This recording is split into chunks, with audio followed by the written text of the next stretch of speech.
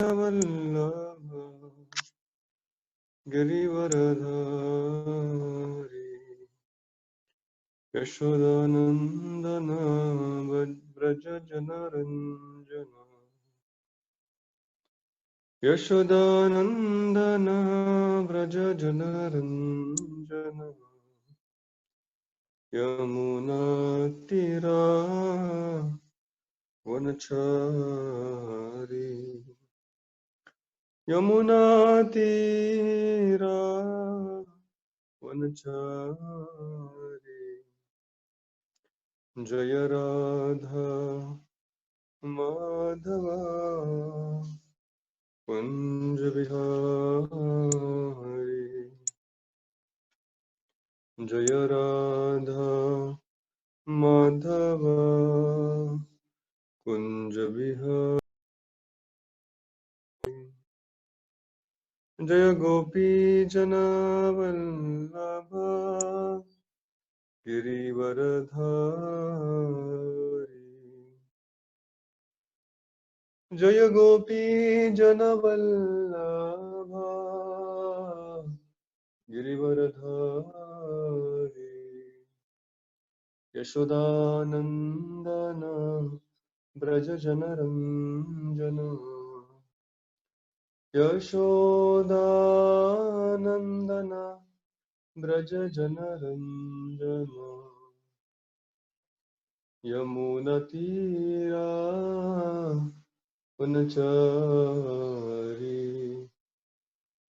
जय राधा माधवा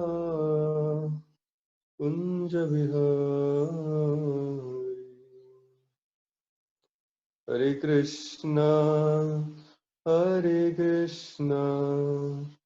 कृष्ण कृष्ण हरे हरे हरे राम राम राम हरे हरे हरे कृष्णा कृष्ण कृष्ण हरे हरे हरे राम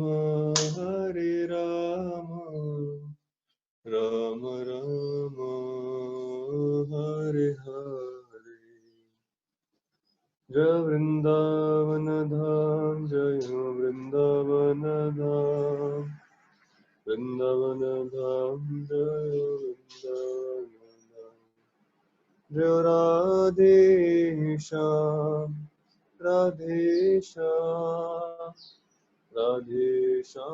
जय राधे श्याम जय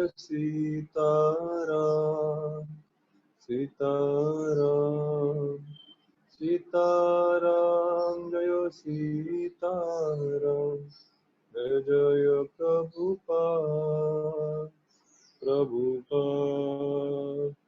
प्रभुपाद जय जय प्रभुपाद निताय गौर हरि बोल हरि बोल निताय गौर हरि बोल।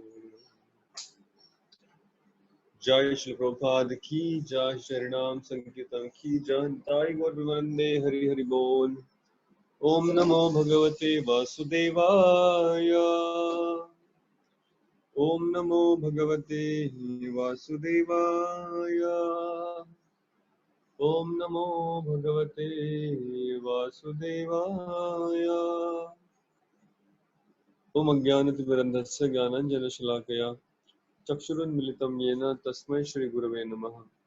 श्रीचैतन्यमनोभीष्टं स्थापितं येन भूतले स्वयं रूप कदा मह्यं ददाति स्वपदान्तिकम्। नमो ओम विष्णुपादाय कृष्णपृष्ठाय भूतले श्रीमते भक्तिवेदांत स्वामिनिति नामिने। नमस्ते सारस्वती देवे गौरवाणी प्रचारिणे निर्विशेष शून्यवादी पाश्चात्य देशतारिणे। जय श्री कृष्ण चैतन्य प्रभु नित्यानंद श्री अद्वैत गदाधर श्रीवासदि गौर भक्तवृंद। हरे कृष्णा कृष्णा कृष्णा हरे हरे हरे राम राम राम हरे हरे। हरे कृष्णा। सभी भक्तों का आज के इस गीता के सत्र में हम स्वागत करते हैं। हम आज का दिन बहुत ही शुभ दिन है। आज माता सीता इनका आविर्भाव दिन है। साथ साथ जानवा माता जी जो नित्यानंद प्रभु की भारिया है, उनका भी आज आविर्भाव दिन है।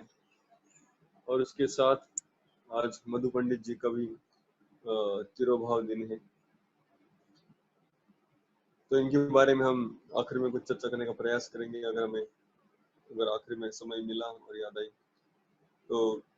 मधु पंडित जी वृंदावन के ऐसे संत थे जिनके सपने में गोपीनाथ जी ने दर्शन दिए थे, और उनके प्रयास से फिर राधा गोपीनाथ की स्थापना हुई थी वृंदावन में 500-550 साल पहले। तो वो है मधु पंडित जी। श्रीमती जानवा देवी ये जो है, ये नित्यानंद प्रभु की भारिया है, और इन्होंने खास करके जो बलराम जी की पत्नी है रेवती देवी और वारुणी, इनकी ये अवतार है। नित्यानंद प्रभु जो बलराम जी के अवतार है, उनकी पत्नी के रूप में लीला की। तो इनका बहुत महत्वपूर्ण योगदान ये रहा कि श्री चैतन्य महाप्रभु और नित्यानंद प्रभु के लीला अप्रकट होने के बाद, उनके चले जाने के बाद भगवत धाम, जानवा देवी ने सारे वैष्णव को संभाला। खास करके श्री चैतन्य महाप्रभु के तिरोभाव के पश्चात कई सालों के बाद जब रूप गोस्वामी, सनातन गोस्वामी, इनका भी तिरोभाव हो गया, तब वैष्णव के दो झुंड थे। वृंदावन में कुछ वैष्णवगण थे जो रूप और सनातन गोस्वामी द्वारा वो समाज बढ़ा था, और यहाँ पर नवद्वीप, बंगाल इत्यादि जगहों पर भी वैष्णव थे। तो उस समय पाश्चात्य देश में प्रचार मतलब नवद्वीप या पश्चिम बंगाल से निकलकर वृंदावन की तरफ जाकर प्रचार करना मतलब पाश्चात्य देश हो गया उनकी, क्योंकि उस समय वो प्रदेश था वो मुगलों के राज्य में आता था, और वहां पर भी कुछ वैष्णव रहते थे। तो कुछ समय के पश्चात इन दोनों वैष्णवों के बीच कुछ दरारें पड़ गई थी, कुछ तत्वज्ञान सिद्धांतों को लेकर, कुछ अर्चकों की पूजा अर्चना के ऊपर लेकर अलग अलग मतभेद उत्पन्न हुए थे। लेकिन इतिहास में उस कठिन परिस्थिति में जानवा माता जी ने उन दोनों वैष्णवों को एक साथ लेकर आए, उनकी अर्चना पद्धति और सिद्धांतों को सही जगह पर स्थापित किया जीव गोस्वामी की मदद से। और यही जानवा माता जी का आपको याद होगा कि उनका समाधि भी हमें दिखाई देता है, जो कि अभी राधा कुंड के तट पर हमें पाया जाता है। तो मधु पंडित जी और जानवा माता जी को प्रणाम करेंगे और हमारी आज की इस गीता के अध्ययन को आरंभ करेंगे। तो श्रीमद् भगवद गीता के हम 12वें अध्याय में थे। 12वें अध्याय में हमने देखा कि खास करके 3 चीजें चर्चा की गई। पहले अर्जुन ने जो भगवान को प्रश्न पूछा, सविशेष की पूजा या निर्विशेष की पूजा, कौन सी पूजा या उपासना सबसे उत्तम है। दूसरा सेक्शन था जिसमें भगवान भक्तों के अलग अलग श्रेणियों के बारे में बताएंगे, और तीसरा भक्तों का गुणगान करेंगे भक्ताष्टकम के माध्यम से। कौन से भक्त भगवान को प्रिय है उसके बारे में विवेचन तीसरे सेक्शन में होगा। तो पहले दिन हमने साकार और निराकार में क्या भेद है, क्या अंतर है, वो देखा। भगवान श्री कृष्ण ने बहुत ही निर्णायक रूप से स्थापित कर दिया कि कैसे साकार की पूजा करना ही, उपासना करना ही सहज और स्वाभाविक है, तो क्यों निराकार की नहीं किंतु साकार की पूजा करनी चाहिए। इसके लिए हमने 4 से 5 कारण अभी तक देखे, प्रभुपाद के तात्पर्य को लेकर और भगवान के श्लोकों को लेकर। तो एक पहला कारण था कि जो साकारवादी उपासना है वो देहधारी व्यक्ति के लिए, जो देह से वाकिफ है, आकार से कंडीशन है, ऐसे व्यक्ति को साकार की पूजा करना बहुत ही सहज और स्वाभाविक हो जाता है, इजी एंड नेचुरल। और दूसरा फर्क हमने देखा कि जो साकार की उपासना है, उसकी जो पद्धति है, प्रणाली है, वो बहुत ही आसान है। उसके विपरीत जो निराकार की प्रणाली है उपासना की, वो बहुत ही मुश्किल है। निराकार की उपासना में पहले 12 साल संस्कृत पढ़ना होगा, तो उसके उपरांत उपदेशों का अध्ययन, उपनिषदों का अध्ययन करना होगा। लेकिन जो साकारवादी प्रणाली है, उसमें हमें सिर्फ भगवान के विग्रहों को स्वीकार करना, उनको भोग लगाना, प्रसाद ग्रहण करना, उनके नाम रूप गुण लीला इत्यादि के बारे में श्रवण करना, तो ये बहुत ही सहज क्रिया है। तीसरा फर्क हमने देखा कि जो निराकारवादी होता है, उसे अपना अंतिम गंतव्य भगवत धाम की प्राप्ति होगी कि नहीं होगी, इसकी कोई शाश्वती नहीं है, और अगर हुई तो भी बहुत जन्मों के पश्चात हो सकती है। लेकिन जो साकारवादी है, जो सविशेषवादी है, भगवान कहते हैं ऐसे लोगों को पूरी शाश्वती है, क्योंकि उनको भगवत धाम पहुंचाने की जिम्मेदारी मैं स्वयं लेता हूँ। तेषाम अहम समुद्धरता मृत्यु संसार सागरात भवामि न चिरात पार्थ मैया विशदजतसाम। तो भव सागर से उठाने की और उनको भगवत धाम लेके जाने की जिम्मेदारी भगवान स्वयं लेते हैं, इसलिए उनकी परम गति की शाश्वती है। चौथा कारण हमने देखा कि ये जो निराकारवादी है, ये अगर गति को प्राप्त भी करना चाहे, भगवत धाम में जाना भी चाहे, तो बहुत जन्मों में अगर भाग्यवान हो, तो अगर भक्तों का संग मिला, तो भक्तों के संग से फिर ये भक्ति को प्राप्त करके, भक्ति में प्रणाली को स्वीकार करके फिर भगवत धाम जा सकते हैं। जिससे हमें समझ में आता है कि जो भक्त है वो निराकारवादी से श्रेष्ठ है। इस तरह कुछ कारण, चार कारण हमने देखे कि किस तरह साकारवादी पूजा अर्चना है, जो भक्ति है, वो निराकार के तत्व ज्ञान से कई ज्यादा श्रेष्ठ है। फिर हम दूसरे सेक्शन में आए, तो दूसरे सेक्शन में हमने देखा कि कैसे भगवान भक्तों की अलग अलग श्रेणियां बताते हैं, कैटेगरीज बताते हैं। तो कल हमने दो प्रकार देखे, तो श्लोक क्रमांक 9 और 10 के बारे में, 8 और 9 के बारे में हमने चर्चा की। तो 8वें श्लोक में भगवान ने कहा, मय्येव मनाधस्व मयि बुद्धिम निवेशय निवेशस्यसि मय्येव अत ऊर्ध्वं न संशयः। तो सबसे पहला जो स्तर है भक्तों का, वो है मय्या वेश्य मनो ये माम, जिनका मन और बुद्धि पूरी तरह मुझ में लगी हो। निवेशस्यसि मय्येव अत ऊर्ध्वं न संशयः। तो ऐसे व्यक्ति मेरे पास आएंगे, इसमें कोई भी संशय नहीं है। तो पहला स्तर हो गया जिसमें 24 घंटा आंतरिक तल्लीनता का ये स्तर है। ये भी अगर हम तो प्रभुपद तात्व में लिखते हैं, छोटी छोटी चीजें जिस तरह हम नाम जप करना, प्रसाद ग्रहण करना, इन चीजों से भी इस स्तर में हम कार्य कर सकते हैं, अगर हमारी मन और बुद्धि हमेशा भगवत प्रसन्नता के लिए लगी है। फिर भगवान ने दूसरा स्तर बताया, अथ चित्तम समाधातुम न शक्नोषि मयि स्थिरम अभ्यास योगेन ततो माम इच्छाप्तुम धनंजय। अगर तुम्हारा मन स्थिर नहीं है, एक जगह बैठ नहीं सकता, भगवान के बारे में ध्यान नहीं कर सकता, तो प्रयास छोड़ो मत, उसके लिए अभ्यास करो। तो अभ्यास करो मतलब इस मन को और बुद्धि को कैसे भगवान में लगाया जाए, उसके लिए कोई नियम पालन करो। तो जो नियम की जो पद्धति है, जो विधि है, साधना भक्ति का आप मार्ग का अवलंबन करो। जो 8वां श्लोक था वो प्रेमी भक्ति हम उसे कह सकते हैं, जिनको भगवान के प्रति प्रेम उत्पन्न हुआ है। जैसे हमने उदाहरण देखा, गोपियां श्री चैतन्य महाप्रभु गया जाने के पश्चात जब वापस आए, तो ये सारे उदाहरण हम देखते हैं कि ये प्रेमी भक्त हैं।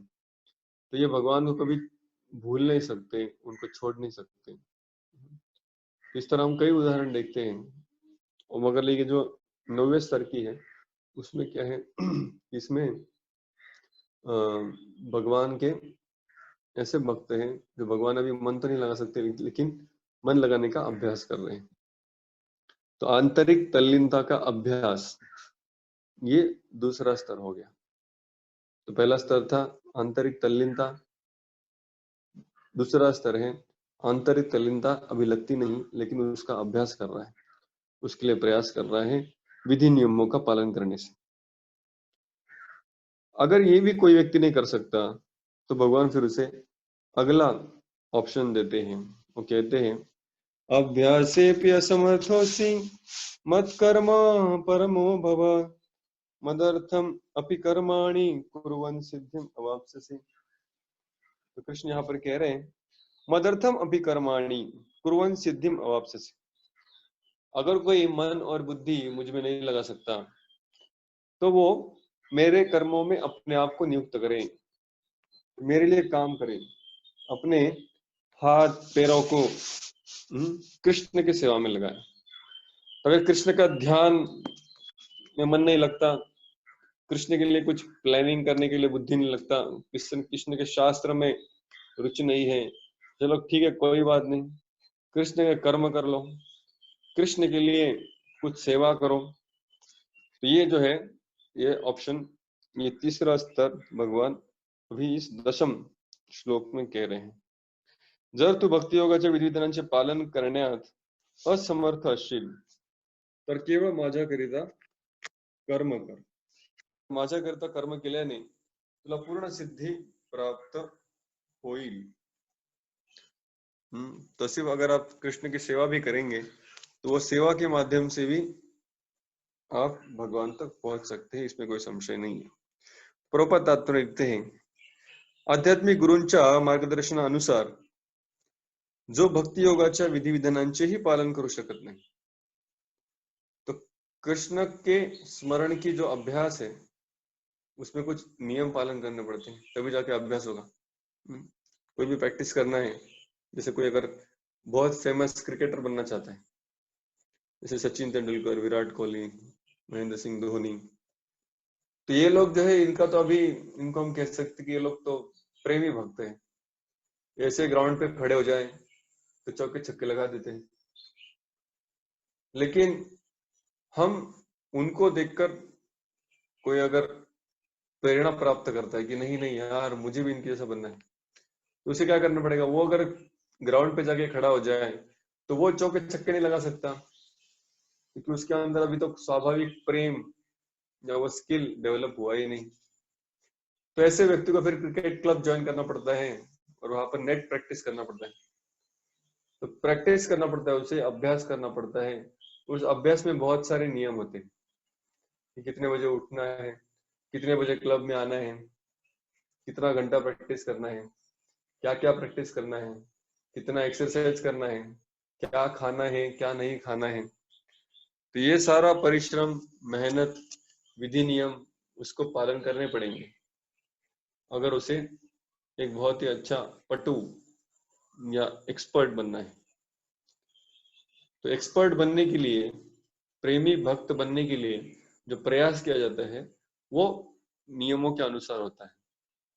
नियम पालन नहीं करेगा अगर क्लब का, तो फिर उसको हम समझेंगे कि उसको इच्छा ही नहीं है अच्छा क्रिकेटर बनने की।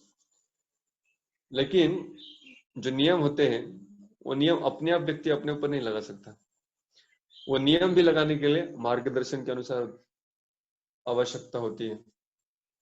जैसे क्रिकेट खेलना है तो कोच की आवश्यकता होगी, बड़े बड़े लोग भी कोच रखते हैं, तो एक कोच या गाइड, इंस्ट्रक्टर, इसकी हमें जरूरत पड़ती है। क्यों? क्योंकि वो हमारे क्षमता के अनुसार हमें नियम प्रदान करेगा और फिर धीरे धीरे हमारा क्या प्रोग्रेस है उसको भी नापेगा।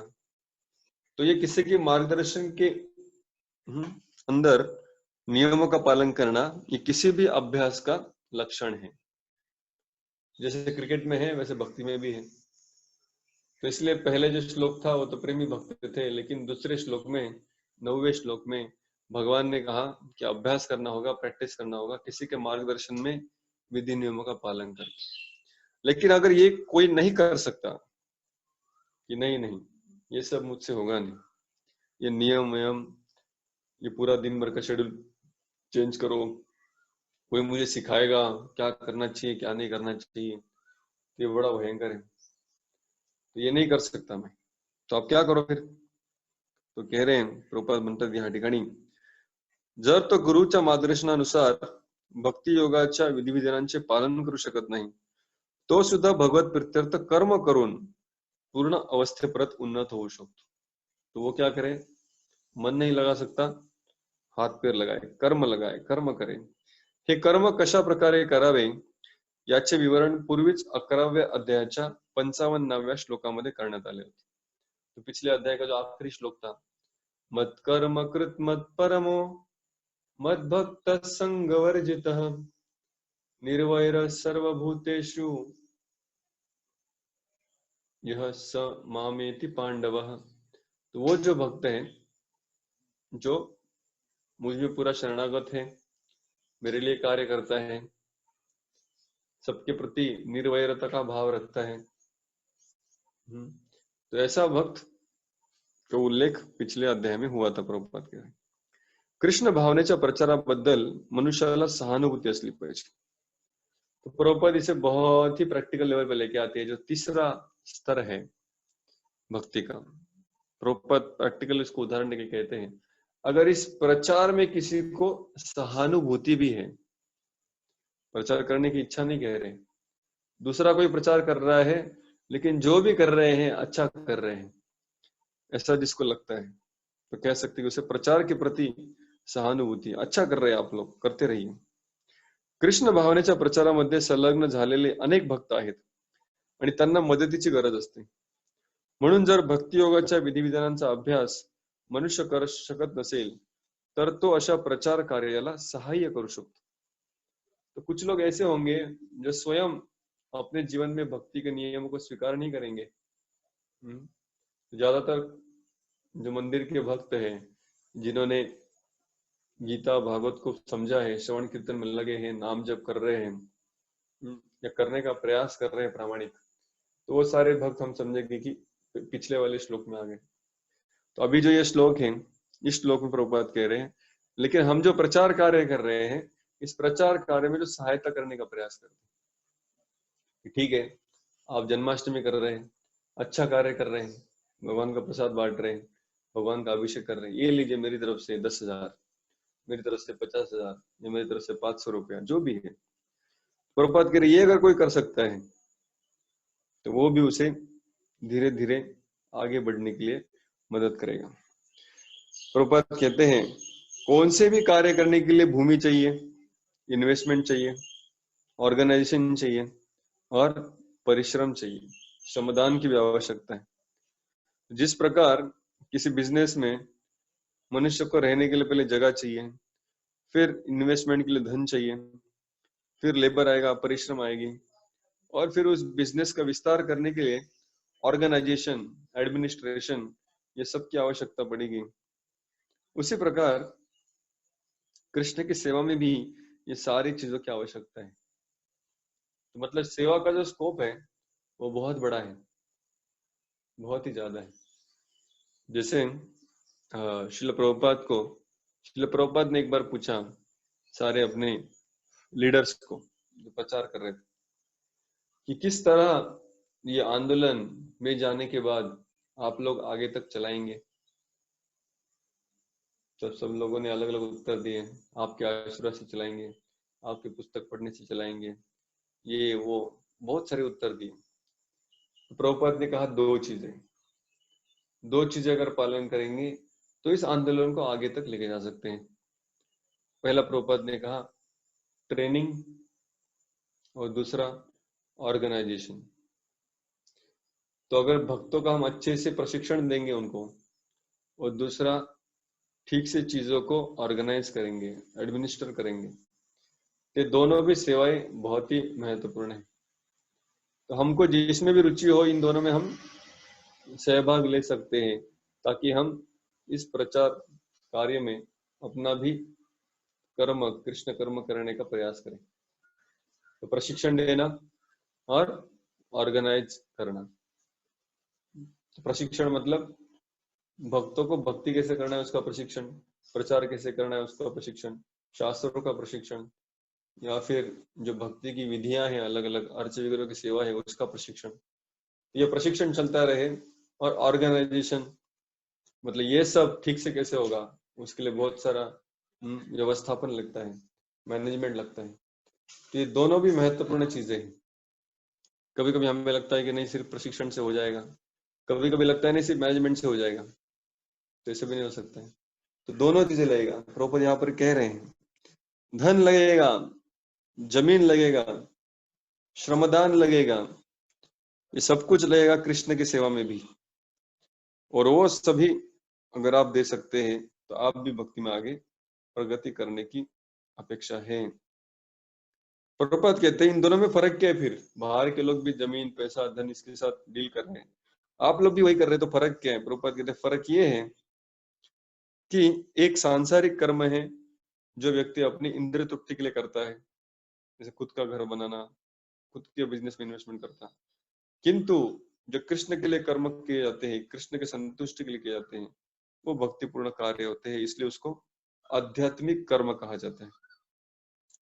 अगर मनुष्य के पास पर्याप्त धन है तो वो आर्थिक सहाय कर सकता है, या फिर ग्रंथों का प्रकाशन करने में सहयोग कर सकता है, ग्रंथ की छपाई में। ऐसे कार्य करने से, ऐसे कार्य करने के लिए बहुत सारे अलग अलग डिपार्टमेंट है, बहुत अलग अलग एवेन्यूज है। तो इसमें से किसी में भी आप अपनी सेवा प्रदान कर सकते हैं। तो अगर आप अपने कर्मों को छोड़ नहीं सकते, पूरी तरह से उसको कृष्ण कर्म नहीं कर सकते, कोई प्रॉब्लम नहीं है। अपने कर्मों से जो कर्म फल मिलता है उसको भगवान को अर्पण कर सकते हैं। तो इसको जो कहते हैं, जैसे व्यक्ति पूरी तरह से भक्ति तो नहीं कर पा रहा है लेकिन दूर से भक्ति कर रहा है, कि भगवान के जो प्रचार के कार्य हैं, भक्त जो भी करना चाह रहे हैं उन सबको मदद कर रहा है। तो ये तीसरा स्तर हो गया जिसमें हम भक्तों को मदद करके स्वयं को भक्ति में आगे बढ़ा सकते हैं। तो जैसे पूना मंदिर में बहुत सारे डोनर्स हैं, अलग अलग प्रकार के बड़े बड़े लोग हैं। जो मंदिर जब खड़ा हुआ तो उन्होंने कई लोगों ने भारी मात्रा में वहां पर डोनेशन दिया था और मंदिर को अलग अलग प्रकार से मदद किया था। निगड़ी मंदिर में अगर आप जाएंगे तो वहां पर जो भगवान का, जहाँ पर राधा कृष्ण उनके खड़े हैं, राधा गोविंद देव, तो उनके जो सिंहासन है, वो सिंहासन के ऊपर कॉपर का बहुत बड़ा कलश बनाया उन्होंने, गुम्बज बनाया। तो जो गुम्बज है कॉपर का, इतना सारा कॉपर, में उनको पूछा इतना सारा कॉपर कहाँ से आया? तो उन्होंने कहा कि कुछ नहीं, हमने लोगों को, हमारे जितने भी कांग्रेगेशन है, भक्त समुदाय है, उनको कहा कि आपके घर में किसी के पास भी अगर कॉपर के बर्तन हैं और अगर भगवान की सेवा में देना चाहते हैं, तो वैसे ही बहुत सारे लोग उसको यूज नहीं करते घर पर। तो हमने अनाउंसमेंट किया कि अगर आपके घर में कोई ऐसे बर्तन है जो आप यूज नहीं कर रहे, भगवान को देना चाहेंगे, तो हम आपका स्वागत करते हैं। बोले इस तरह से कई लोगों ने बहुत सारे छोटे मोटे बड़े बर्तन लाके दिए, वो सब मिलाकर फिर हमारा ये गुम्बज बन गया। तो भगवान की जब सेवा करनी है तो उसमें फिर कई प्रकार से, कई तरीके से उसमें सेवा हो सकती है। नासिक इस्कॉन टेम्पल में जब उनको सत्संग बढ़ता गया, उत्सव बड़े बड़े होने लगे, तो एक ऐसी परिस्थिति आई कि अभी मंदिर में लोगों को बिठाने के लिए जगह ही नहीं, क्योंकि मंदिर जब बांधा गया तब कम लोग थे, तो उसके हिसाब से बांधा गया। लेकिन अभी लोग बढ़ गए, प्रचार बढ़ गया, भक्तों की संख्या बढ़ गई, सेवा बढ़ी, तो एक बड़ा मंदिर होने की आवश्यकता पड़ी, या फिर कम से कम अपने पास जगह होना चाहिए जहाँ पर हम फेस्टिवल के समय पंडाल लगा सके, लोग वहां पर बैठ के आसानी से कथा सुन पाए। फिर सारे भक्त एक साथ आए, उन्होंने कहा कि ठीक है, हम कुछ सालों तक यात्रा नहीं जाएंगे, क्योंकि बहुत सारे मिडिल क्लास फैमिली है वहां पर, उनका मेन जो खर्चा होता था आध्यात्मिक, वो यात्रा में उनका खर्चा होता था। तो सबने मिलकर डिसाइड किया कि ठीक है, हम यात्रा नहीं जाएंगे, और इस यात्रा का जो भी खर्चा होता था वो सब पैसा हम कुछ लैंड खरीदने के लिए मंदिर को देंगे। और फिर सब लोगों ने मिलकर एक नया लैंड के लिए भी व्यवस्था किया। तो कहने का मतलब है भगवान के इस प्रचार कार्य में मदद करने के कई कई तरीके। तो हमने भी देखा जब पालघर का मंदिर बन रहा था तो कई सारे लोग ऐसे थे जो खुद अपने निजी जीवन में धन को लेकर बहुत ही संघर्ष कर रहे थे। लेकिन जैसे उन्होंने सुना कि मंदिर बन रहा है, बड़े विग्रह आएंगे और भगवान की यहाँ पर सेवा पूजा चलेगी, तो कई सारे भक्तों में जानता हूँ, नाम नहीं लेना चाहता, जिन्होंने इतना बड़ा इन्वेस्टमेंट किया। इन्वेस्टमेंट मतलब स्पिरिचुअल इन्वेस्टमेंट, जिसका मटेरियल कोई रिटर्न का कोई अपेक्षा नहीं है। तो उन लोगों ने बड़े बड़े पैमाने पे दान देकर इतना बड़ा जो मंदिर हम देखते हैं अभी, तो कई सारे भक्तों के श्रम दान से, धन के दान से, ऑर्गेनाइजेशन की वजह से, उनका बुद्धि इस्तेमाल करने की वजह से, तो कई सारे लोगों के अनुदान से, मेहनत से आज हम मंदिर यहाँ पर खड़ा देखते हैं। और फिर उनको मदद करने के लिए, इन प्रामाणिक भक्तों को मदद करने के लिए समाज के कई लोग जो स्वयं भक्ति नहीं कर सकते हैं, स्वयं नाम जप नहीं कर सकते हैं, उन लोगों ने फिर इनडायरेक्टली इस तरह अपने कर्मों के फल को उनको अर्पण कर कर कृष्ण की सेवा में अप्रत्यक्ष रूप से लग गए। तो ये जो स्तर है, ये तीसरे प्रकार का स्तर है। तो पूना में मैं कह रहा था जो डोनर्स हैं, तो क्योंकि ये लोग भी इस कैटेगरी में आते हैं, लेकिन जैसे हमने कल चर्चा की, कीप मूविंग, हर स्तर पर जो व्यक्ति है वो आगे बढ़ सकता है। तो उन्होंने फिर जितने भी लोग जिन्होंने मदद किया था मंदिर के कार्य में, उन सबका कांटेक्ट लेकर रखा, उन सबको प्रसाद देते रहे, उन सबके साथ अच्छा रिलेशनशिप बनाया, और इसमें से कई लोग 30-40% लोग अभी भक्त बन गए हैं, अगले स्तर तक पहुंच गए हैं। उन्हें अपने जीवन में गुरु को स्वीकार किया है, आध्यात्मिक नियमों को स्वीकार किया है और भक्ति में आगे बढ़ रहे हैं, तो नेक्स्ट स्टेप पे चले गए। तो इस तरह हमें भी देखना चाहिए कि जिन व्यक्तियों से हम कभी मंदिर में मदद लेते हैं, उनसे हम धनराशि लेते हैं या कोई भी अलग प्रकार की मदद लेते हैं, तो प्रयास होना चाहिए कि उनके साथ हमारा रिश्ता, संबंध इतना अच्छा हो कि धीरे धीरे धीरे उनकी भी इच्छा होनी चाहिए कि हम भी इस भक्ति के मार्ग को अपने जीवन में स्वीकार करें। तो कुछ लोग होंगे जो आगे बढ़ेंगे, कुछ लोग उसी स्तर पर रहने के भी पसंद करेंगे। तो दोनों के लिए व्यवस्था होनी चाहिए। अगर ये भी नहीं कर सकते तो कृष्ण कह रहे हैं, तो उससे भी आगे, उससे भी अगला स्तर है। तो कृष्ण कहते हैं मगर ये जो स्तर है, हालांकि भक्ति में इसका समावेश नहीं किया जा सकता, लेकिन भक्ति से बहुत ज्यादा दूर भी नहीं है। अगर इस तरह व्यक्ति कार्य करे तो वो भी कुछ समय के बाद भक्तों के संग के द्वारा भक्ति में प्रवेश पा सकता है।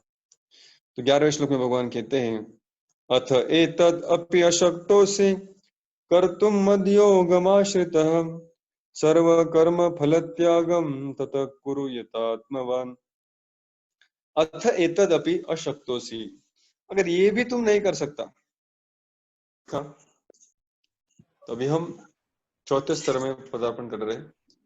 तो पहला स्तर में देखा था आंतरिक तल्लीनता, दूसरा स्तर था आंतरिक तल्लीनता का अभ्यास, प्रैक्टिस करो उसका। तीसरा स्तर था कि कृष्ण कर्म में अपने आप को लगाओ, मत कर्मो परमो भव। तीसरा स्तर था कृष्ण के लिए कार्य करो। अभी चौथा स्तर है, ठीक है कृष्ण के लिए कार्य नहीं कर सकता है तो कार्य अपने लिए करो, लेकिन कृष्ण फल, जो कर्म फल है, जो भी कार्य का फल आएगा, वो फल भगवान को या अपने आप के लिए इस्तेमाल मत करो, किसी निस्वार्थ चीज के लिए इस्तेमाल करो, जिसका हमने नाम दिया था निष्काम कर्म योग। तो ये है चौथा स्तर। अथ एतदपि अशक्तोऽसि कर्तुम मद्योगम आश्रितः, तो मुझ में आश्रय लेकर कार्य करने की अगर क्षमता नहीं है तो क्या करो, सर्व कर्म फल त्यागम यथा कुरु यथात्मवान। तो अपने सारे कर्मों में अपने आप को केंद्र से निकाल दो, स्वार्थी बनकर जीना छोड़ दो, दूसरे के लिए जियो।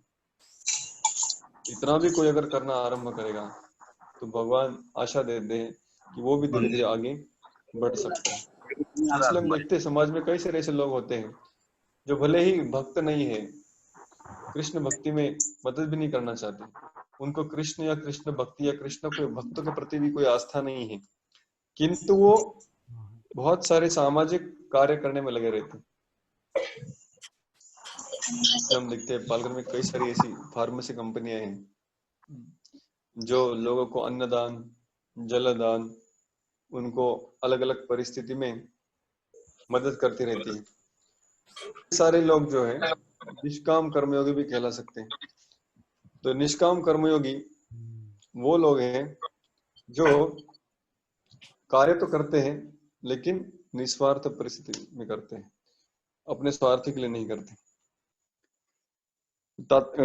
अनुवाद श्रील प्रभुपाद करते हैं, तथापि तू जर माझ्या भावनेने युक्त होऊन कर्म करण्यात असमर्थ असशील तर सर्व कर्मफलांचा त्याग करून कर्म करण्याचा आणि आत्मस्थित होण्याचा प्रयत्न कर।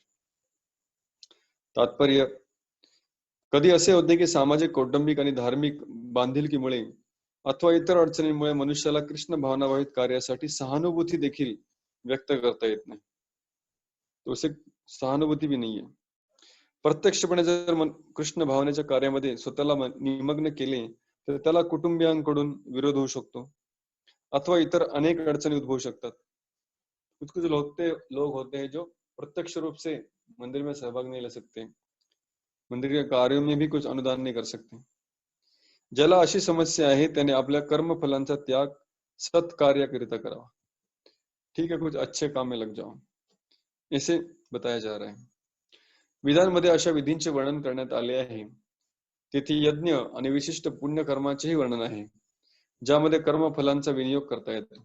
याप्रमाणे त्याला क्रमशः ज्ञान प्राप्ती होऊ शकते असे आढळून येते।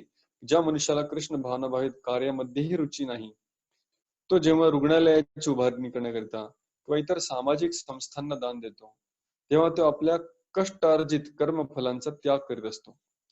याचे सुद्धा या ठिकाणी विधान करण्यात आले आहे, कारण आपल्या कर्मफलांचा त्याग करण्याच्या अभ्यासाने मनुष्याचे मन क्रमशः शुद्ध होते। तो आपको याद होगा जब हमने निष्काम कर्म के बारे में चर्चा की थी, दूसरे अध्याय में दो प्रकार के कर्तव्य की हमने चर्चा की थी, शारीरिक कर्तव्य और आध्यात्मिक कर्तव्य। आध्यात्मिक कर्तव्य तो भक्ति था, जो शारीरिक कर्तव्य थे उसमें दो चीजें था। तो जो शारीरिक कर्तव्य उसको हमने नाम दिया था वर्णाश्रम धर्म, या कुछ कार्य जो कर रहे हैं वो व्यक्ति स्वार्थ के लिए कर सकता है, उसको हमने कहा सकाम कर्म योग। लेकिन अगर कोई अपने कर्तव्य का पालन बिना किसी अपेक्षा के करता है, बिना किसी स्वार्थ से करता है, निस्वार्थ भावना से करता है, तो उसको हमने कहा था निष्काम कर्म योग। और निष्काम कर्म योग अगर व्यक्ति अपने जीवन में करता है तो परिणाम स्वरूप क्या होता है, उसका हृदय शुद्ध होने लगता है। तो हृदय धीरे धीरे शुद्ध होगा तो फिर वो ज्ञान योग के लिए पात्र बन जाता है, यानी मैं शरीर नहीं आत्मा हूं, ये धीरे धीरे वो समझने लगता है। तो इसलिए जो निस्वार्थ लोग सेवा करते हैं वो धीरे धीरे धीरे आध्यात्मिक की तरफ बढ़ते हुए नजर आते हैं। क्यों? क्योंकि उनको समझ में आता है कि कुछ तो है जो इस शरीर से भी आगे है। तो ये प्रक्रिया है। अगर निस्वार्थ भावना से कोई अपने कर्तव्य का पालन करता है तो उसके हृदय का शुद्धिकरण हो जाता है, और फिर जब उसका मन शुद्ध होगा तो फिर वो भक्ति करने के लिए बहुत ही लायक बन जाता है, या कृष्ण भावना में आना उसके लिए मुमकिन हो जाता है। अर्थात कृष्ण भावना ही इतर कोणत्याही अनुभवावर अवलंबून नाही, कारण कृष्ण भावना ही स्वतःमध्ये जितकी प्रभावी आहे की तिच्यामुळे मनुष्याचे मन शुद्ध होऊ शकते। परंतु कृष्ण भावनेचा स्वीकार करण्यामध्ये जर अडचणी असतील तर मनुष्य आपल्या कर्मफलांचा त्याग करण्याचा प्रयत्न करू शकतो। अशा परिस्थितीत समाजसेवा, जाती सेवा, राष्ट्र सेवा, देश देश के लिए त्याग इत्यादींचा स्वीकार करण्यात येतो। तो इस तरह अलग अलग प्रकार के निस्वार्थ कार्य अगर व्यक्ति करे तो धीरे धीरे उसका हृदय शुद्ध हो सकता है, और वो शुद्धिकरण से भक्ति में आने की संभावना बढ़ जाती है। या फिर भक्ति में, जैसे भक्ति में जब व्यक्ति आता है तो पहला उसका जो स्टेप है वो क्या है, अनर्थ निवृत्ति। हृदय में जो कलमश है वो पहले मन को पहले शुद्ध करना होगा भक्ति में भी, और शुद्ध करने के बाद फिर सच्चा हरिनाम, सच्ची नम्रता, वैष्णव गुण प्रकट होते हैं, भगवान के प्रति प्रेम प्रकट होता है। तो पहले जो अनर्थ है, अनिष्ट है, अवांछनीय हैं, उनको अपने हृदय से निकालना पड़ता है। गौरपाद कह रहे अगर कोई पहले से ही निस्वार्थ भावना में कार्य कर रहा हो और फिर भक्ति में प्रवेश करता है, तो पहले से ही उसका स्वार्थ, अहंकार बहुत कम है, तो फिर भक्ति में प्रगति करने के लिए मदद होगा। लेकिन अगर पहले से ही निस्वार्थ नहीं है, पहले से स्वार्थी जीवन जीते आ रहा है, तो भक्ति में भी अड़चन होगी, क्योंकि वही स्वभाव को शुद्ध करने में, उस मन को साफ करने में समय लग जाएगा। हालांकि एक बार कोई व्यक्ति भक्ति में आ गया, तो फिर उसे वापस अपने हृदय को साफ करने के लिए इन सब अलग अलग सेवा में लगने की आवश्यकता नहीं होती, क्योंकि भक्ति की जो विधि है, जैसे नाम संकीर्तन, प्रसाद ग्रहण, भागवत श्रवण, वैष्णव संग, धाम में निवास, ये सारी चीजें उसके हृदय को शुद्ध करने के लिए पर्याप्त है। लेकिन अगर पहले से किसी ने निस्वार्थ जीवन जिया है, तो ऐसा व्यक्ति भक्ति में जब प्रवेश करता है, तो बहुत फास्ट उसकी प्रगति हो जाती है। तो ये चौथा स्तर हो गया। अगर कोई निष्काम निस्वार्थ भाव से अपने कर्म करते रहे, अपने लिए नहीं परंतु बाकी लोगों के लिए उसके फल अर्पण करें, तो इससे भी व्यक्ति भगवान को धीरे धीरे क्रमशः जान सकता है। तो कौन से भी स्तर का व्यक्ति भक्त कैसे बन सकता है? भक्त बनने के लिए भक्तों का संग पहले सबसे पहले आवश्यक है। तो ये निष्काम कर्मयोगी भी जब भक्तों के संपर्क में आएगा, तो तुरंत भक्ति को पकड़ लेगा और फिर तीसरे स्तर में आ जाएगा, फिर धीरे धीरे दूसरे स्तर में, और फिर धीरे धीरे प्रथम स्तर तक पहुंच सकता है। तो ये जो व्यक्ति है क्रमशः धीरे धीरे स्टेप बाय स्टेप वो आगे बढ़ सकता है। तो सबको आगे बढ़ने के लिए अपेक्षा रखी है। तो 12वें श्लोक में जाएंगे, जहां पर प्रभुपाद कहेंगे कि जिसको ये सारे ज्ञान ध्यान योग इत्यादि जमते नहीं, उन सब लोगों के लिए ये सबसे सेफ प्लेटफॉर्म है। कृष्ण बताते हैं कि साधारण लोग जो समाज में जीते हैं, अगर वो निस्वार्थ भावना में कार्य करने लगे, तो वो उनके लिए सबसे श्रेष्ठ होगा। क्योंकि कभी कभी लोग सीधा डायरेक्ट भक्ति में नहीं आ सकते, किंतु अपने आप को स्वार्थी सिर्फ इंद्रिय भोग का अगर जीवन जिएंगे, तो फिर उनका प्रगति होने की कोई अपेक्षा नहीं है। लेकिन निस्वार्थ जीवन जीने का कम से कम प्रयास करेंगे, कर्तव्य के लिए जीने के लिए प्रयास करेंगे, तो ऐसे लोगों की प्रगति धीरे धीरे हो सकती है। तो इसलिए कृष्ण अगले श्लोक में बताते हैं, श्रेयो हि ज्ञानम अभ्यासात् ज्ञानाध्यानम विशिष्यते ध्यानात् कर्म फल त्याग त्यागात् शांति अनंतरम। तुला जर असा अभ्यास करणे शक्य नसेल, तर ज्ञानाचे अनुशीलन करण्यात तू स्वतःला संलग्न कर। तथापि ज्ञानापेक्षा ध्यान श्रेष्ठ आहे आणि ध्यानापेक्षाही कर्मफलांचा त्याग करणे श्रेष्ठ आहे, कारण अशा कर्मफल त्यागामुळे मनुष्याला मनःशांती प्राप्त होते। तो ज्ञान से तो ध्यान अच्छा है, अगर कोई भक्ति नहीं कर सकता है, तो कम से कम थोड़ा सा इंफॉर्मेशन नॉलेज पढ़ना चालू करें, तो इसका कुछ हो सकता है। जैसे हम लोगों को कहते हैं, अरे आप बुक्स पढ़ो बुक्स पढ़ो।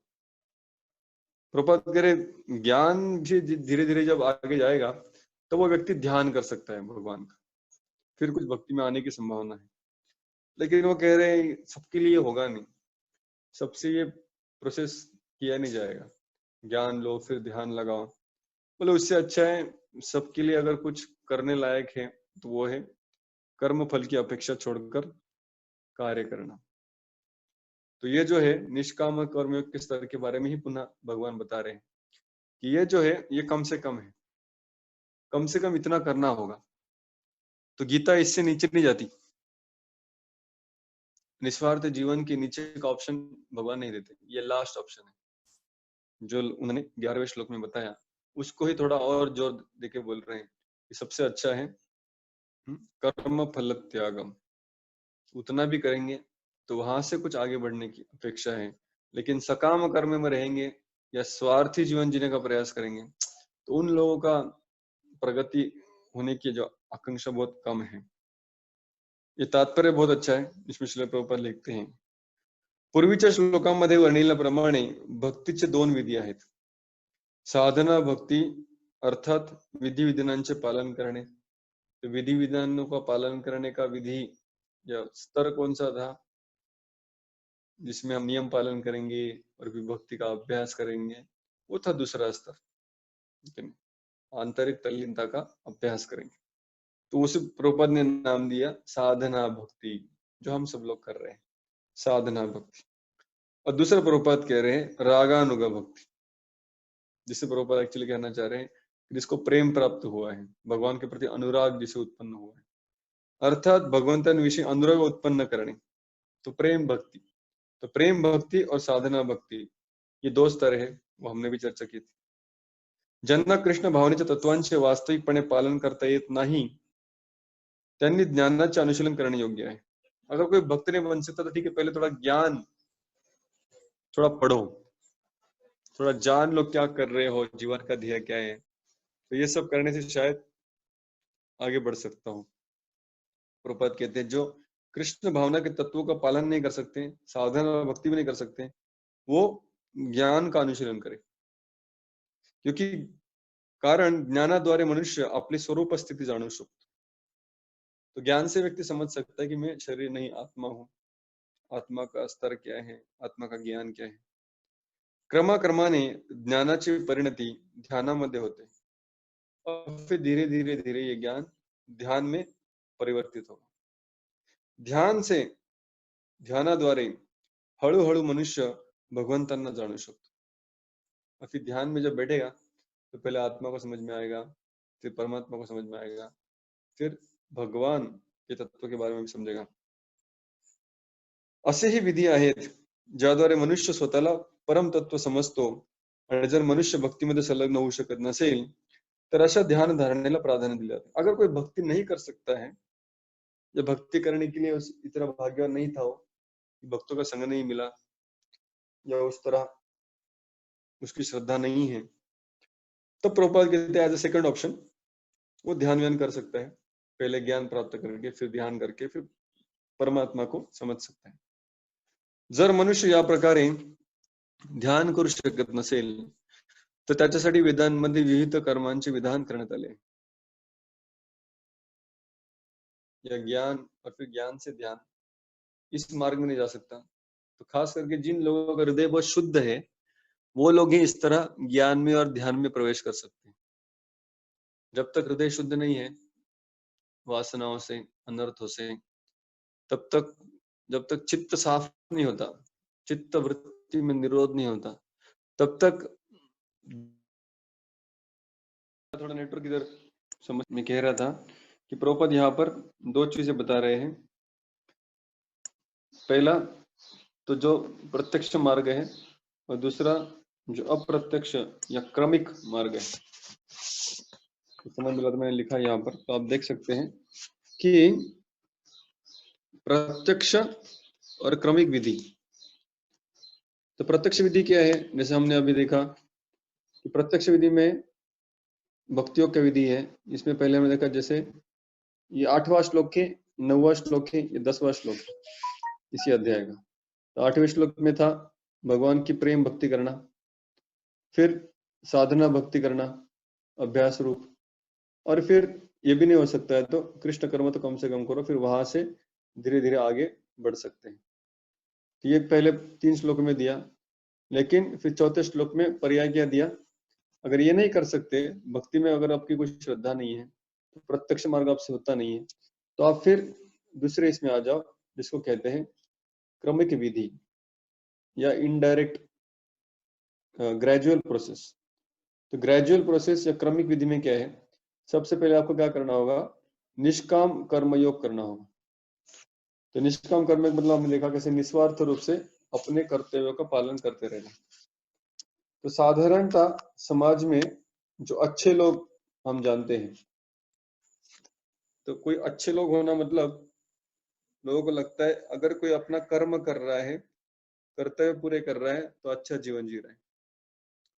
तो ये गीता का सबसे मिनिमम रिक्वायरमेंट है, कम से कम इतना तो करो ही, क्योंकि ऐसा करने से क्या होगा, धीरे धीरे धीरे उसे भगवान के बारे में ज्ञान प्राप्त होगा, और फिर ज्ञान प्राप्त होने के बाद अष्टांग योग में वो प्रवेश कर सकता है।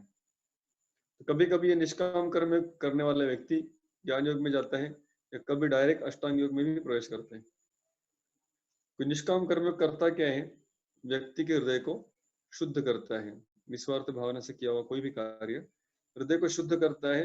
हृदय जब शुद्ध हो जाएगा तब वो ज्ञान मार्ग ग्रंथों का अध्ययन, भगवान की सेवा, ब्रह्म ज्योति में प्रवेश, मुक्ति पाने के लिए कर सकता है, या फिर अष्टांग योग में परमात्मा के ऊपर ध्यान करके मुक्ति प्राप्त कर सकते हैं। तो ये हो गया स्टेप बाय स्टेप, क्रमिक क्रम, एक के बाद एक। तो इसमें बहुत समय जाता है। पहले निष्काम कर्म करो, फिर हृदय शुद्ध होगा कितने जन्मों के बाद, फिर ज्ञान को प्राप्त करेगा, फिर ऐसा ज्ञानी बहुत जन्मों के बाद मुक्ति प्राप्त करेगा। या फिर यही ज्ञानी के बारे में हमने साकार निराकार के इसमें चर्चा की। तो ये सारे लोग बहुत जन्मों के पश्चात अगर भक्तों को मिले तो भगवत धाम में जाते हैं, या फिर ज्यादा से ज्यादा ब्रह्म ज्योति तक चले जाएंगे। तो प्रभुपाद कह रहे हैं इतना स्टेप बाय स्टेप क्यों जाने का, उससे अच्छा है कि हम जो प्रत्यक्ष रूप मार्ग है उसको स्वीकार करें। सीधे कृष्ण के कर्म में लोगों को लगाए, प्रचार में सहायता लोगों को करने के लिए कहे, वो करते करते धीरे धीरे उनको भक्तों में और फिर भक्ति में श्रद्धा उत्पन्न होगी, भक्तों के साथ संबंध बढ़ेगा। जन्माष्टमी में आएंगे सेवा करेंगे, या उत्सव में आएंगे कुछ सेवा करेंगे, कुछ धनराशि देंगे, इनडायरेक्टली भगवान की सेवा में लग जाएंगे। फिर भक्तों के संपर्क में आने से भक्ति में श्रद्धा उत्पन्न होगी, तो विधि नियमों का पालन करके अपने जीवन को भक्तिमय कार्य में ढालेंगे, तो साधना भक्त बन जाएंगे। और साधना अगर प्रामाणिकता से और गंभीरता से बिना किसी दूसरे हेतु के साथ करेंगे तो फिर जैसा हमने कल चर्चा की, वो प्रेमी भक्त बनना अपेक्षित है। प्रभुपाद कह रहे यहाँ पे जाके कुछ प्रयास करने से अच्छा है फिर ये बहुत जन्मों के बाद भक्ति में प्रवेश करेगा, उससे अच्छा है लोगों को सीधा कृष्ण के संपर्क में लाओ। तो गीता सबसे पहले प्रेम भक्ति, फिर साधना भक्ति, फिर कृष्ण भक्ति को यहाँ पर प्राधान्य देती है। अगर ये व्यक्ति नहीं कर पाता है, ये जब ऑप्शन इसके पास नहीं है, श्रद्धा नहीं है, तब वो उसको कहता है कि आप निष्काम कर्म योग करो, जो क्रम से क्रमिक पद्धति से धीरे धीरे व्यक्ति की चेतना को आगे बढ़ाएगा। लेकिन निष्काम से कम कुछ भी गीता स्वीकार नहीं करती। तो वही हम अभी तात्पर्य में पढ़ेंगे। श्रील प्रभुपाद जो आखिरी पैराग्राफ में लिखते हैं, बहुत ही सुंदर तात्पर्य है, क्योंकि अभी तक हमने जो पढ़ा वो सारा चीज यहाँ पर स्पष्ट होता है। सारांश, परम लक्ष्याची भगवंतांची प्राप्ती करण्यासाठी दोन विधी आहेत। प्रथम क्रमिक विधी आणि दुसरी प्रत्यक्ष विधी। कृष्ण भावना भावित भक्ती ही प्रत्यक्ष विधी आहे आणि दुसऱ्या विधीमध्ये कर्म फल त्यागाचा समावेश होतो। तो पहला विधि है सीधी कृष्ण भावना, कृष्ण कर्म। दूसरा विधि है जिसमें कर्म का फल त्याग मतलब निष्काम कर्म। त्यानंतर मनुष्याची क्रमाक्रमाने ज्ञान प्राप्ती, ध्यान, परमात्मा का साक्षात्कार आणि पुरुषोत्तम भगवान स्वरूपाचा साक्षात्कार अशी उन्नती होते। धीरे धीरे आगे बढ़ता है। मनुष्य क्रमिक विधीचा अथवा प्रत्यक्ष विधींचा स्वीकार कर सकतो। इनमें से दोनों भी वेदों में दी गए हैं। प्रत्यक्ष पद्धतीचा स्वीकार करणे प्रत्येकाला शक्य नसते। हर कोई भक्ति में श्रद्धा नहीं रखता, इतना भाग्यशाली हर कोई नहीं होता। परंतु अप्रत्यक्ष पद्धती सुद्धा चांगलीच आहे, वो भी कुछ बुरा नहीं है। तरीही ऐसा होते हुए भी या ठिकाणी हे जाणणे आवश्यक आहे कि अर्जुनाला अप्रत्यक्ष विधि सांगितलेली नाही। तो अर्जुन को भगवान उस निष्काम कर्म की विधि को रिकमेंड नहीं करते। वो क्या कहते हैं, कारण पूर्वीपासूनच तो प्रेम भक्तीच्या स्तरावर स्थित आहे। तो अर्जुन तो 8वें श्लोक का जो प्रथम स्तर का भक्त है उस स्तर पर है, भगवान के साथ ऑलरेडी उसका संबंध, अनुराग, प्रेम जुड़ा हुआ है। जे या प्रेम भक्ति मध्ये स्थित नाहीत त्यांच्यासाठी अप्रत्यक्ष विधि योग्य है। तो आप जहाँ जो नहीं कर सकते फिर थोड़ा नीचे उतरिए, फिर थोड़ा और नीचे उतरिए। त्यांनी कर्मफल त्याग, ज्ञान, ध्यान, परमात्म्याची आणि ब्रह्माची अनुभूती या अनेक पद्धतींद्वारे स्वतःला उन्नत करावे। परंतु भगवद्गीतेबद्दल सांगायचे तर भगवद्गीतेत प्रत्यक्ष पद्धतीवर जोर देण्यात आला आहे। तो वेद और तत्सम जो शास्त्र है वो शायद अप्रत्यक्ष विधि का बहुत, जैसे हम देखते हैं महाभारत, जहाँ पर हर कोई व्यक्ति अपने कर्तव्यों को कैसे अच्छे से पालन कर रहे हैं। रामायण, उसमें हमें बहुत सारे ऐसे उदाहरण मिलते हैं। हालाँकि हमें बहुत सारे प्रेमी भक्ति के उदाहरण भी वहाँ पर मिलते हैं। लेकिन जो गीता है, वो प्रभुपाद कह रहे हैं, जहाँ तक गीता का सवाल है, गीता प्रत्यक्ष पद्धती के ऊपर ही जोर देती है. सर्वांनी प्रत्यक्ष पद्धतीचा स्वीकार करून भगवान श्री कृष्णांना शरण जावे असे सूचित करण्यात आले आहे. जो ऑलरेडी गीता के संपर्क में आ गया, मतलब कृष्ण के संपर्क में आ गया, फिर वो पुनः निस्वार्थ सेवा और फिर ज्ञान और फिर अष्टांग, फिर परमात्मा, फिर ब्रह्मज्योति, ऐसे भटकते भटकते क्यों आए? अभी उसने गीता स्वीकार कर ही ली है, तो सीधे कृष्ण को समझकर, तत्वता जानकर, मार्गदर्शन लेकर भक्ति के प्रत्यक्ष विधि में क्यों न जुड़ जाए। तो ये भगवान ने, ये जो आखिरी पैराग्राफ है, इसमें श्रील प्रभुपाद ये दोनों पद्धति के बारे में बताते हैं। कैसे एक प्रत्यक्ष पद्धति है, डायरेक्ट वे, दूसरी है क्रमिक पद्धति, जिसमें हम इनडायरेक्टली धीरे धीरे हम भगवान तक पहुंच सकते हैं। तो प्रत्यक्ष में सीधे भगवान कृष्ण के कर्म में लग सकते हैं, लेकिन इसमें अगर श्रद्धा नहीं है तो फिर निस्वार्थ रूप से सेवा करके फिर अपने आप को आगे बढ़ा सकते हैं। तो यहाँ पर हमारा जो सेकंड सेक्शन था वो यहाँ पर खत्म हुआ कि किस तरह भगवान भक्तों की अलग अलग श्रेणियां बताते हैं। तो संक्षिप्त रूप में जो 8वें श्लोक में बताई गई वो थी प्रेम भक्ति, फिर 9वें श्लोक में जो बताई गई वो थी साधना भक्ति। प्रेम भक्ति को हमने कहा कि आंतरिक तल्लीनता थी, साधना भक्ति को हमने कहा कि आंतरिक तल्लीनता की प्रैक्टिस या अभ्यास था। फिर 10वें श्लोक में कृष्ण कर्म के बारे में कहा गया, और फिर 11वें श्लोक में निष्काम कर्मयोग के बारे में कहा गया, और 12वें श्लोक में ये सारी पद्धति को समझाया गया। तो इस तरह इस चार्ट के साथ हमारा दूसरा सेक्शन समझ में आता है। तो अभी हम तीसरे स्तर में, तीसरे विभाग में प्रवेश करेंगे, जहां पर ये बहुत ही सुंदर सेक्शन है, इसके तात्पर्य भी बहुत अच्छे हैं। तो हम सारे तात्पर्यों को एक साथ पढ़ने नहीं जाएंगे, किंतु सबकी भाषांतर जरूर पढ़ेंगे। तो ये आपको होमवर्क दिया जाता है, ये सारे तात्पर्य के भाषांतर, ज्यादा श्लोक नहीं है, इसमें 6 तात्पर्य ही है। तो वो 6 तात्पर्य अगर आप पढ़ लें तो इसका जो मथितार्थ है वो हम चर्चा करेंगे। तो श्लोक क्रमांक 13 से हम आरंभ करेंगे। तो 13वां श्लोक इस प्रकार से है, अद्वेष्टा सर्वभूतानां मैत्रः करुण एव च निर्ममो निरहंकारः समदुःख सुख संतुष्टः सततं योगी यतात्मा दृढ़ निश्चय मय्यार्पित मनो बुद्धिर यो मद्भक्त समे प्रियः। तो इसमें इसका भाषण इस प्रकार से, अद्वेष्टा, तो भक्तों के गुण बताए जा रहे हैं। पहला है अद्वेष्टा, अद्वेष्टा यानी जो दूसरे के प्रति द्वेष नहीं रखता, द्वेष से जो मुक्त है। सर्वभूतानाम, किसी के प्रति भी, किसी भी जीवों के प्रति उसको द्वेष नहीं है। मैत्र, सबसे मित्रत्व है। करुणा, उसके हृदय में करुणा है। निर्ममो, मैं और मेरा, इस तरह का कोई उसको भाव नहीं है, मैं और मेरे के बारे में सोचता नहीं। निरअहंकार, अहंकार से भी मुक्त है। सम दुख सुख, दुख और सुख में हमेशा समानता रखता है स्वभाव की। क्षमी, लोगों को क्षमा करने के लिए तत्पर रहता है, अपराध दिल पे नहीं लेता। संतुष्ट सततम योगी, हमेशा ही संतुष्ट भावना में जीता है। यथात्मा दृढ़ निश्चय,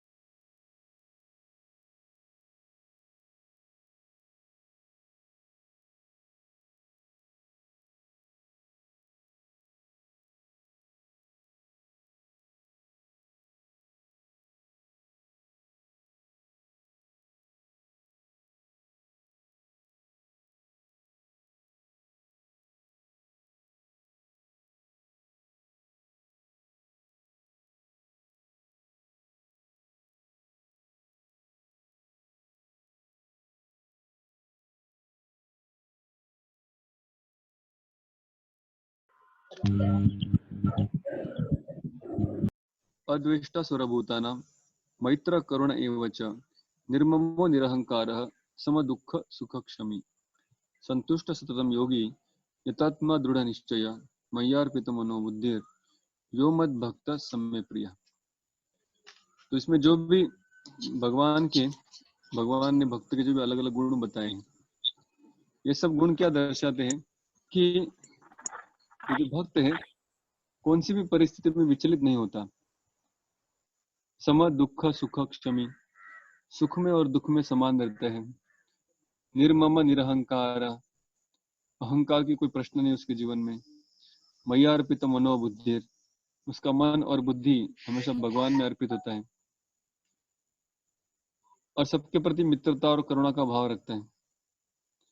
अगले श्लोक में हम देखते हैं 15वें श्लोक में, यस्मान्न उद्विजते लोकान्न उद्विजते च यः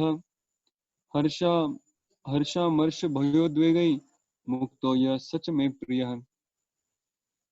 तो ये जो भक्त है, यस्मान्न उद्विजते और लोगों को में उद्विग्नता उत्पन्न नहीं करता, he doesn't agitate people। लोकान्न उद्विजते च यः, और लोगों की वजह से भी उद्विग्न अपने आप नहीं होता।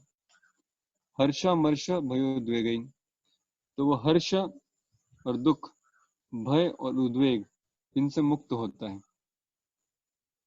मतलब जो जो अपने जीवन में द्वंद्व आते हैं, मान अपमान, सुख दुख, हर्ष शोक, ये सारे इन श्लोकों में वर्णन किए जाएंगे कि जो भक्त इस तरह इन सारे द्वंद्वों से मुक्त है, वो भक्त भगवान कह रहे हैं मुझे बहुत प्रिय है। फिर अगले श्लोक में कहते हैं, अनपेक्ष शुचिर्दक्ष उदासीनो गतव्यतः सर्वारंभ परित्यागी यो मद भक्त समे प्रियः। अनपेक्ष, उसे व्यक्तियों से परिस्थितियों से ज्यादा अपेक्षा नहीं है। शुचि, बहुत ही पवित्र। दक्ष, बहुत ही एक्सपर्ट। उदासीन, मतलब बहुत ज्यादा एंजाइटी चिंता नहीं लेता। गतव्यतः, दुख से मुक्त है। सर्व आरंभ परित्यागी यो मद भक्त समे प्रिय, तो कोई भी कार्य अपने खुद के इंद्रिय तृप्ति के लिए नहीं करता। फिर आगे कहा, यो न रिष्यति न द्वेष्टि न शोचति न कांक्षति शुभाशुभ परित्यागी भक्तिमान यह समे प्रियः। यो न रुष्यति न द्वेष्टि, बहुत ज्यादा खुश नहीं होता है कुछ गुड न्यूज मिलने के बाद, या कुछ बुरा हुआ तो बहुत ज्यादा किसी व्यक्ति का द्वेष भी नहीं करता। न शोचति न कांक्षति, बहुत शोक नहीं करता, बहुत ज्यादा अपेक्षा भी नहीं है। शुभ अशुभ परित्यागी, उसके जीवन में शुभ और अशुभ का कुछ हिसाब ही नहीं है। कृष्ण अनुकूल और कृष्ण प्रतिकूल, इतना हिसाब है। फिर आगे के श्लोक में कहते हैं, शम शत्रौ च मित्रे च तथा मान अपमान योः शीत उष्ण सुख दुखेषु समसंग विवर्जितः तुल्य निंदा स्तुतिर्मौनी संतुष्टो येन केनचित् अनिकेतः स्थिरमति भक्तिमान में प्रियो नरः। तो पुनः अलग अलग द्वंद्वों के बारे में चर्चा हो रही है श्लोक में भी। शत्रु, मित्र, मान अपमान, शीत उष्ण, सुख दुख, निंदा स्तुति, तो ये सारे जो द्वंद्व है ये सबके जीवन में आएंगे और भक्ति के जीवन में भी आएंगे, क्योंकि हम भले ही हम भक्ति कर रहे हैं, भगवान के संपर्क में हैं, लेकिन अभी तक हम इस भौतिक जीवन में ही, भौतिक जगत में ही जी रहे हैं। तो भौतिक जगत का जो भी है, जैसे धूप पड़ रहा है तो वो धूप हमें भी लगेगा, जैसे अभक्तों के सर पे सूरज की गर्मी लगेगी तो भक्त के सर पे भी लगेगी, ठीक है नहीं। कोरोना की वजह से लॉकडाउन हुआ तो वैष्णव को भी वो लॉकडाउन होगा। तो जो भी इस दुनिया में चल रहा है वो उसके जीवन में भी आएगा, क्योंकि वो इसी दुनिया का हिस्सा है। तो जो भी सारे सुख दुख है वो उस भक्त के जीवन में भी आएंगे। लेकिन ये जो भक्त है, जो भगवान कह रहे मुझे प्रिय है, ऐसा भक्त इन सारे द्वंद्वों में भेद नहीं देखता, क्योंकि इन सब द्वंद्वों में उसे एक ही बात की अपेक्षा है कि क्या मेरी भक्ति हो सकती है, क्या भगवान के साथ मेरा संबंध आगे आगे प्रगतिशील हो रहा है, क्या मैं भगवान का स्मरण कर पा रहा हूँ कि नहीं कर पा रहा हूँ, क्योंकि वही उसके जीवन का ध्येय है। तो अपने ध्येय से उसकी नजर नहीं हटती। तो ऐसे भक्त जो इन सब द्वंद्वों से, कृष्ण के ऊपर से उनकी नजर हटती नहीं, ऐसे भक्त भगवान को बड़े प्रिय है। तो ये सारे जो गुण यहाँ पर दिए हैं भक्तों के अलग अलग, ये सारे गुण उसे इन द्वंद्वों से परे रखने में मदद करते हैं। और ऐसे भक्त जो इन द्वंद्वों से परे अपने आप को रख पाते हैं, भगवान कहते हैं ऐसे भक्त मेरे लिए बहुत प्रिय हैं। तो आखिरी श्लोक में वो कहते हैं, ये तु धर्मामृतम इदम यथोक्तम पर्युपासते श्रद्धाना मत परमा भक्तास्ते अतीव में प्रिय। तो इस तरह से जो भी मैंने उनके गुण बताए, ये सब जो पालन करेगा, खास करके इस पूरे अध्याय में जो दिया है और खास करके लास्ट में जो दिया है, ये सारे गुण जिसके अंदर होंगे, श्रद्धा से मेरी भक्ति करेगा, वो सबसे मुझे प्रिय है। पुनः भगवान कह रहे हैं युक्त तमोमतः, सबसे अच्छा योगी वही है। तो हम आज जो भक्तों के गुण देखें, वो सीता देवी के चरित्र में हमें ये सब सारे गुण दिखाई पड़ते हैं कि हर्षा मर्ष भयोद्वेगे, स्तुति निंदा, तुल्य स्तुति निंदा। तो ये सारे मान अपमान सुख दुख, तो इस सारे परिस्थितियों में माता सीता भगवान श्री रामचंद्र के ऊपर उनका जो ध्यान है वो कभी छोड़ी नहीं। तो आज उनका आविर्भाव दिन है, हमें उनसे सीखना चाहिए। क्योंकि रामचंद्र जब हनुमान जी को कहे कि आप लंका में जाकर माता सीता को ढूंढ कर आइए, उनका संदेश मुझे पहुंचाइए, मेरा संदेश उनकी तरफ पहुंचाइए।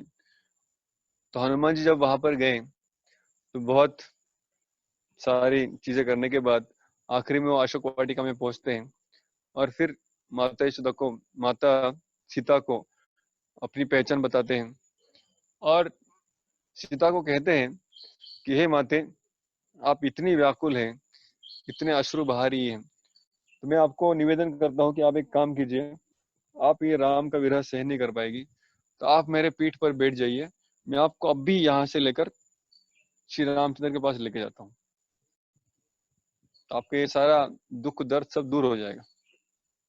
और हनुमान जी को लगता है कि मुझे थोड़ा सा चीज करने के लिए कहा था, लेकिन युद्ध युद्ध सब कुछ रह जाएगा यहाँ पर, मैं सीधा अगर सीता को ही लेकर यहाँ से रामचंद्र की तक पहुंचा दूं। तो माता सीता कहती है ऐसा कदापि नहीं हो सकता, क्योंकि मैं कितना भी हुआ तो रामचंद्र की ही पत्नी हूँ और इसलिए और किसी पुरुष को स्पर्श भी नहीं कर सकती, तो इसलिए तुम्हारे पीठ के ऊपर मैं नहीं बैठ सकती। तो हनुमान जी माता सीता का वो भाव देखकर बहुत ही प्रसन्न हो जाते हैं। तो माता सीता 1 साल से, अभी कम से कम 1 साल हो गए हैं कि माता सीता भगवान से बिछड़ी हुई है, लेकिन उनका जो भगवान के प्रति प्रेम है वो बिल्कुल भी कम नहीं हुआ है। और हम देखते हैं कि उनके जीवन में एक बार नहीं, 2 बार नहीं, 3 बार अलग अलग प्रकार से अग्नि परीक्षा होती है, लेकिन हर बार जब भगवान परीक्षा लेते हैं तो बार बार वो भगवान की इच्छा को ही प्राधान्य देती है, जो भी रामचंद्र की इच्छा होगी उस तरह अपने जीवन को ढाल देती है। तो ये उनको महान बनाता है। और जब आखिरी में जब रामचंद्र जी उनको पुनः वनवास भेज देते हैं, वाल्मीकि मुनि के आश्रम में भेज देते हैं धोबी के कहने पर, धोबी जो कहता है, तो बहुत बार लोग इस घटना के ऊपर बहुत सारे प्रश्न उठाते हैं कि रामचंद्र ने ऐसे क्यों किया, क्यों उन्होंने माता सीता जो इतनी उनके प्रति समर्पित है, उनके ऊपर उन्होंने संदेह क्यों किया और उनको वनवास क्यों भेजा। तो हम जानते हैं कि जैसे यहाँ पर कृष्ण ने कहा, कम से कम लोगों को अपने कर्तव्य का पालन करना चाहिए, तब वो आगे आगे धीरे धीरे प्रगति कर सकते हैं। और लोगों को अपने कर्तव्य का पालन, अपने धर्म का कर्म का पालन करने के लिए राजा का जिम्मेदारी होता है कि वो उनको प्रेरणा दे, उदाहरण प्रस्तुत करे और सब लोग कैसे धीरे धीरे अपने आध्यात्मिक प्रगति कर सकते हैं उसके लिए उनको मार्गदर्शन करें। तो रामचंद्र जी एक राजा का भी रोल निभा रहे थे और सारे व्यक्ति कैसे अपने धर्म का और कर्म का पालन कर रहे हैं उसके लिए अपने आप को जिम्मेदार मानते थे। तो जब उन्होंने देखा कि कुछ मिसअंडरस्टैंडिंग यहाँ पर हो रहा है, लोग अपने कर्तव्य से मुकर रहे हैं, क्योंकि मेरे जो कर्म है उनमें कुछ उन्हें संदेह उत्पन्न हो रहा है, तब रामचंद्र जी ने विचार किया कि ये तो बाह्य कारण था कि उदाहरण प्रस्तुत करने के लिए रामचंद्र जी ने माता सीता को भी वनवास भेज दिया। हालांकि उनकी सारी व्यवस्था उन्होंने वाल्मीकि मुनि के आश्रम में की थी, परंतु बहुत ही दर्दनाक प्रसंग है जब लक्ष्मण सीता को लेकर वाल्मीकि मुनि के आश्रम में लेके जाते हैं। जब माता सीता को लक्ष्मण बताते हैं कि रामचंद्र ने निर्णय लिया है तो माता सीता कुछ समय के लिए क्रोधित होती है, रामचंद्र को कुछ भला बुरा कहती भी है, लेकिन लक्ष्मण कहते कि चलो फिर मैं आपको वापस लेके जाता हूँ, क्योंकि वो भी उनकी भी इच्छा थी।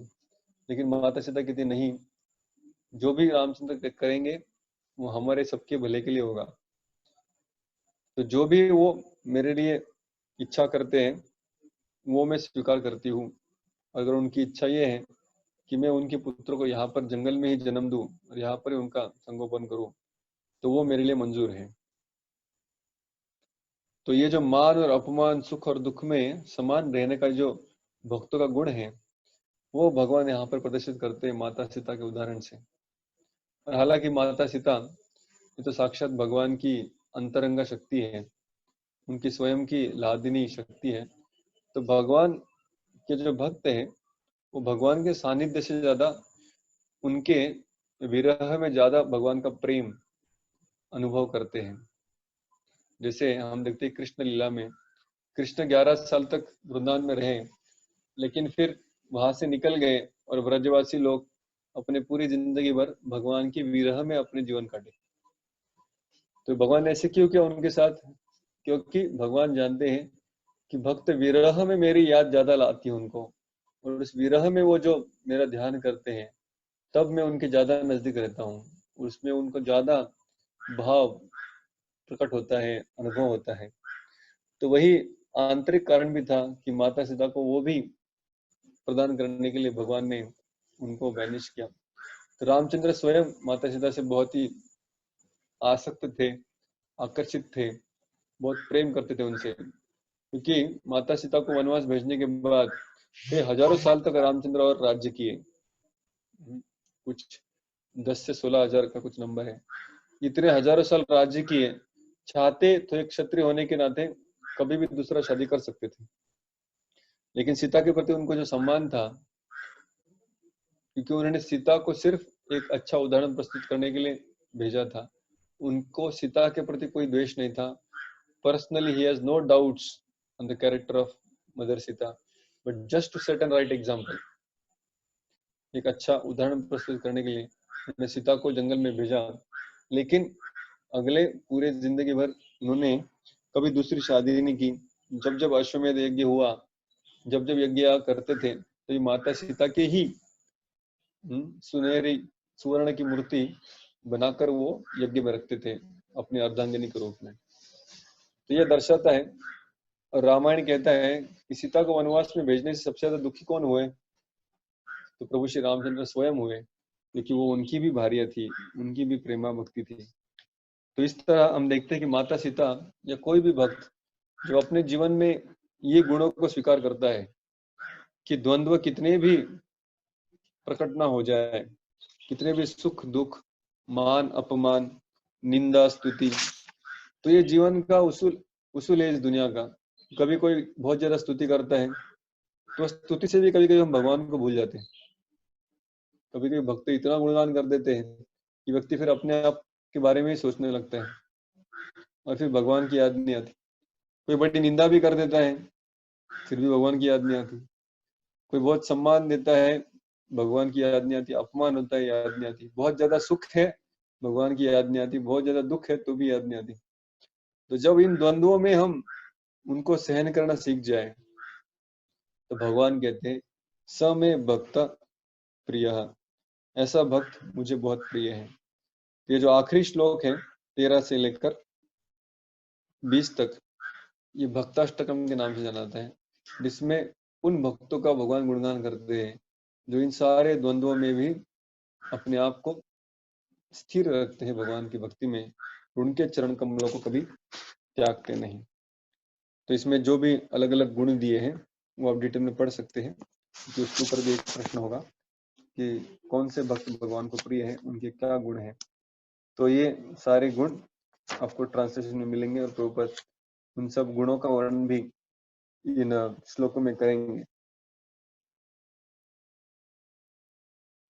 तो प्रभुपाद फिर आखिरी तात्पर्य में इस पूरे अध्याय का सारांश भी लिखते हैं कि किस तरह अगर हम इस अध्याय में जो 2 नंबर श्लोक से लेकर 20 नंबर श्लोक तक जो भी भगवान ने आदेश दिए हैं कि कैसे सकारवादी का मैं जिम्मेदारी लेता हूँ, कैसे भक्त में अलग अलग श्रेणियां हैं, कैसे भक्त मुझे प्रिय है।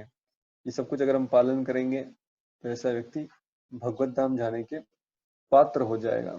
इसलिए ये जो 6 अध्याय है बीच वाले, जो इस 12वें अध्याय से समाप्त होता है, ये 6 अध्याय में वो शक्ति है कि हमें भक्ति प्रदान कर सकता है, और उस भक्ति को अपने जीवन में स्वीकार करने के बाद हम भगवान के धाम तक कूच कर सकते हैं, उनके धाम को प्राप्त कर सकते हैं, जहाँ पर उनके चरण कमलों में रहकर उनके वैयक्तिक सानिध्य में उनकी सेवा कर सकते हैं। तो प्रभुपाद के तात्पर्य की वजह से हमें समझ सकते हैं, और ये भक्ति का जो ज्ञान है उसको प्रभुपाद ने जो तात्पर्य लिखे इतने सरल, कोई भी व्यक्ति समझ सके, ये तात्पर्य की वजह से आज हमने ये जो भक्ति का सेक्शन था 7 से लेकर 12 वाला, हम आज यहाँ पर समाप्त करते हैं। श्रील प्रभुपाद की जय, अनंत कोटि वैष्णव वृंद की जय, ग्रंथराज भागवत महापुराण की जय, भगवद गीता की जय। वंशाकल्पतरुभ्यश्च कृपा सिन्धुभ्येव च पतितानां पावनेभ्यो वैष्णवेभ्यो नमो नमः। बहुत बहुत धन्यवाद। हरे कृष्णा। तो आप लोग को 11वें अध्याय के प्रश्न मिले होंगे, तो 12वें अध्याय के भी प्रश्न मिलेंगे, लेकिन फिर भी अगर आपको कुछ प्रश्न है अभी तक जो बच गए हैं, तो अभी हमारे पास और 1-2 दिन का समय है, जिसमें हम पुनः एक बार प्रश्न उत्तर का सेशन ले सकते हैं। तो आपकी पत्र आप लिख कर भेज सकते हैं, ग्रुप में डाल सकते हैं, या प्रेमरत्व को भेज सकते हैं, ताकि उसके ऊपर हम चर्चा कर पाए। और आने वाले दिनों में हम प्रहलाद नरसिंह देव की जो कथा है 7वें स्कंद से, उसके बारे में भी कभी चर्चा करने का प्रयास करेंगे। तो देखते हैं कब हमें समय मिलता है, इसी समय में करेंगे या फिर शाम के समय में कभी कर सकते हैं। तो बहुत बहुत धन्यवाद। हरे कृष्णा। श्रील प्रभुपाद की जय।